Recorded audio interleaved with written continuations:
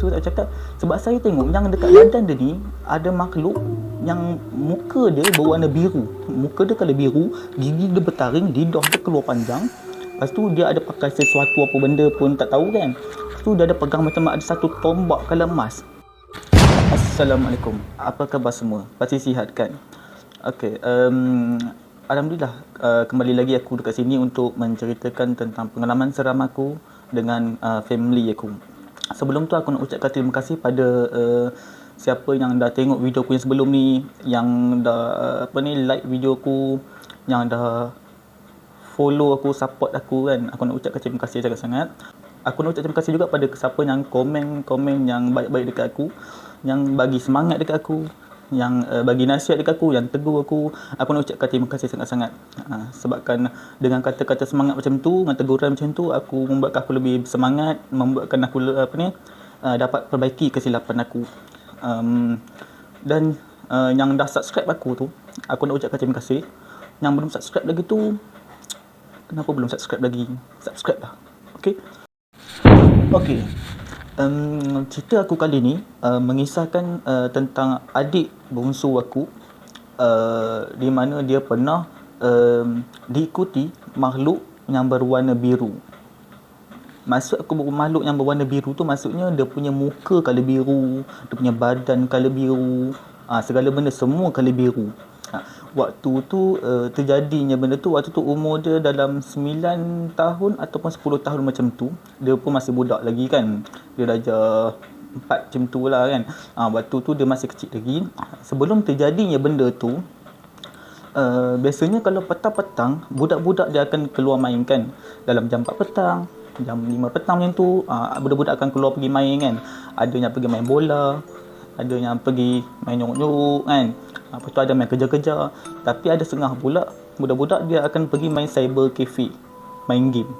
Kalau sekarang punya sebutan dia permainan komputer, pusat permainan komputer waktu tu. Tapi aku sebut cyber cafe je lah. So adik aku dia waktu tu dia keluar dalam jam 4 petang. Dalam jam 4 petang tu dia dah keluar dah pergi main ke apa kan. Tapi waktu tu dia nak pergi cyber cafe. Jadi dia pun berjalan lah nak pergi ke cyber cafe kan. Tapi perjalanan nak ke cyber cafe tu dengan rumah aku tak berapa nak jauh sangat tau. Kerana sini rumah aku.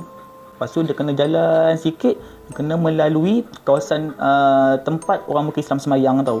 Dia dah kena lalu kawasan tu, lepas tu dia jalan sikit baru dia boleh sampai ke cyber cafe tu. Lepas tu adik aku ni jenis dia, style dia tak boleh tengok benda yang pelik, benda yang unik sikit. So dia pun berjalan. Lepas tu dia dah sampai dekat kawasan tempat bukan Islam semayang tu. Dia pun pandang patung-patung kat situ. Tapi aku tak nak sebut dah agama apa sebab aku takut nanti menyentuh sensitiviti agama kan. So aku semua cakap macam tu je lah. Dia pun lalu kawasan tu. Sambil dia berjalan tu, dia pandang patung-patung kat situ. Sambil dia berjalan dah lepas pada kawasan tu, dia pun pergi main cyber cafe kan. So daripada tempat orang bukan Islam semayang tu, tak apa jauh dengan cyber cafe tu. Dia pun jalan sampai ke cyber cafe, dia pun main lagi macam biasa kan. Dia dah main dalam setengah jam yang tu, dia pun nak balik. Waktu dia nak balik, dia akan lalu kawasan yang sama juga. Dia pun keluar daripada pusat komputer tu, dah sampai ke kawasan tempat bukan Islam semayang tu. Yang tadi dia cuma pandang saja. Tapi kali ni dia berhenti. Sambil dia berjalan tu, waktu dia tengok patung kat situ, lepas tu dia berhenti. Waktu dia berhenti tu, dia tertumpu pada satu patung. Tapi aku tak boleh sebut macam mana tempat tu kan.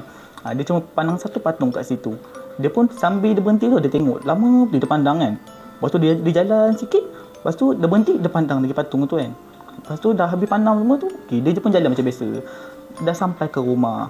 Sampai ke rumah waktu tu, dia dah masuk ke rumah kan. Dia punya muka rasa panas betul. Dia punya panas tu macam orang demam panas tau. Tapi tangan dia sejuk, badan dia sejuk, dia punya kaki pun sejuk, dia punya muka saja panas. So bila dia dah rasa macam tu, dia pun pergi masuk ke toilet. Dia basahkan muka dia dengan air. Lepas tu dia rasa badan dia macam melemah sangat-sangat kan. Lepas tu dia pun masuk dalam bilik, dia pun baring. Dia tak tidur, dia cuma baring, dia pejam mata waktu tu.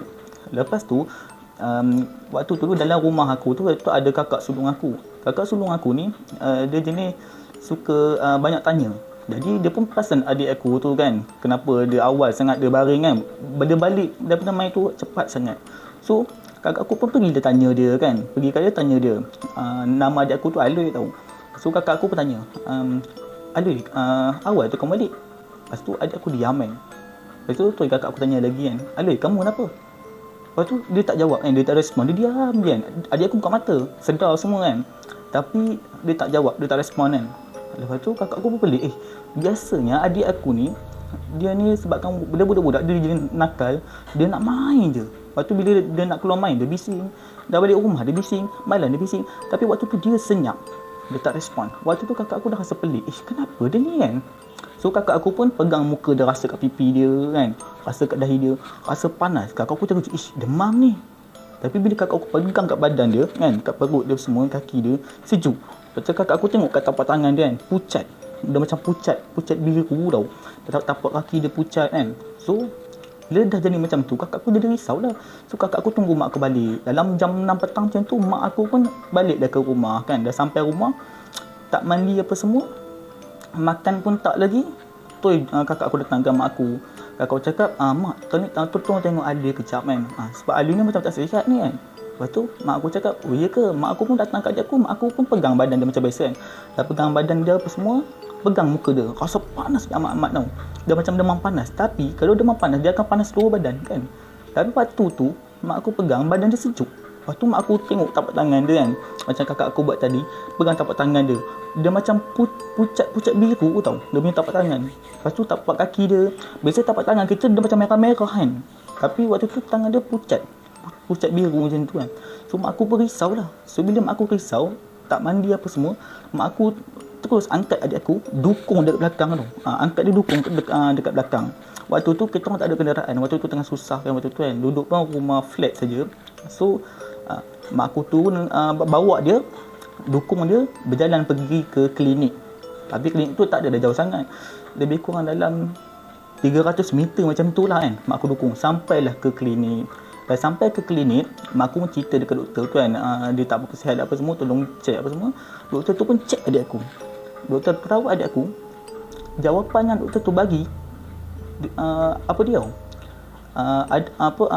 anak kau ni sihat kan, dia tak ada sakit apa kan, dia tak ada apa masalah pun kan, dia punya jantung semua okey kan. Lepas tu demam pun tak ada kan. Lepas tu mak aku pelik, pegang muka dia tadi demam tau, panas tau, kenapa doktor tu pegang tak panas. Lepas tu mak aku pun fikir, tak apalah, nak bawa dia balik lah. Okay, bawa adik aku balik ke rumah kan. Memang doktor ada bagi ubat biasa sikit-sikit kan, klinik biasa lah. Okay, mak aku pun dukung adik aku, bawa balik ke rumah balik. Dah bawa balik ke rumah, sampai ke rumah, mak aku fikir macam mana nak buat. Sebab adik aku still macam tu lagi, tak sihat lagi. So mak aku buat macam mana? Dah jumpa doktor. Jawapan dia tak memuaskan hati mak aku kan. So mak aku buat macam mana? Nak bawa dia pergi jumpa ustaz. Waktu tu juga mak aku call taksi. Waktu tu taksi sampai. Taksi dah sampai waktu tu kan. Lepas tu bawa adik aku masuk dalam taksi. Waktu tu mak aku dengan adik aku berdua je waktu tu. Bawa pergi jumpa ustaz waktu tu dekat area Kelebang Taman Bertuah macam tu lah. Ripuh jugalah. Ustaz tu mak aku kenal lama dah waktu tu. So mak aku pun bawa lah adik aku pergi jumpa ustaz tu. Dah sampai rumah ustaz tu, okay, mak aku letak adik aku. Lepas tu mak aku pun cerita kat ustaz tu, muka dia panas lah apa semua kan. Cerita itu Z lah apa yang mak aku tahu. So ustaz tu pun rawat adik aku. Dah rawat apa semua tu. Lepas tu ustaz tu pun cakap kan, sambil ustaz tu cakap, dia senyum tau. Dia kata, anak kau ni nakis sangat ni kan, ada ke dia pergi main dekat tempat orang bukan Islam semayang? Lepas tu mak aku pelik, dekat mana dia main? Bukan ke dia selalu main bola ke kan? Kalau tak main bola, dia selalu main cyber cafe.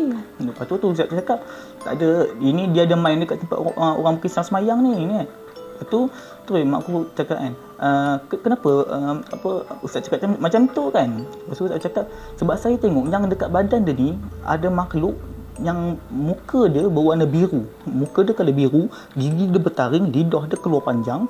Lepas tu dia ada pakai sesuatu apa benda pun tak tahu kan. Lepas tu dia ada pegang macam ada satu tombak kalau emas. Tombak, lepas tu dia ada macam 3 macam tu tau. Yang tahu tu tahulah kan. Dia pakai tombak. Lepas tu dia tinggi tau. Rambut dia kerinting panjang macam tu. Lepas tu bila ustaz tu dah rawat apa semua, dah rawat, lepas tu ustaz tu cakap okey, dah tak ada masalah dah dia ni kan. Lepas tu mak aku cakap, betul ke ustaz kan, nanti apa-apa kalau jadi nanti saya call balik. Mak aku cakap macam tu. So okey, mak aku pun angkat adik aku nak bawa masuk teksi balik kan. Lepas tu sebelum nak keluar pada rumah ustaz tu, ustaz tu siap pesan kat mak aku. Dia pesan macam mana tau, tak, nanti dah sampai rumah nanti akan terjadi sesuatu tau, tapi harap akak dengan family sabarlah. Ustaz tu cakap macam tu. Lepas tu mak aku pun, kenapa jadi macam tu kan. Lepas tu ustaz tu cakap, sabar je kan, jangan risau, anak kak ni kuat semangat kan. Ustaz tu cakap macam tu. So mak aku dah dengar semua tu, mak aku angkat adik aku, bawa masuk ke teksi, baliklah dia orang ke rumah. Dah sampai dekat rumah flat. Waktu tu rumah aku tingkat 1 tau, jadi kena naik tangga dulu sebelum nak sampai ke rumah aku tu. Sampai ke bawah flat, mak aku pun dukung adik aku macam biasa, bawa naik tangga. Waktu dah sampai ke tangga last tu, adik aku tiba-tiba bersuara. Dia cakap apa tau, mak, cepat mak, orang muka biru ada kat sini mak. Mak aku dengar tu, mak mula rumah macam tu kan. Lepas tu mak aku cepat-cepat dia jalan kan, langkah dengan selaju-lajunya mungkin sampai ke rumah. Sampai ke rumah, mak aku langkah kaki kanan masuk ke dia dalam rumah. Adik aku jadi tak sedar diri, muka dia jadi berubah, muka dia jadi macam pucat-pucat biru, tapak tangan dia, tapak kaki dia, badan dia jadi sejuk. Lepas tu dia punya lidah ni terkeluar tau.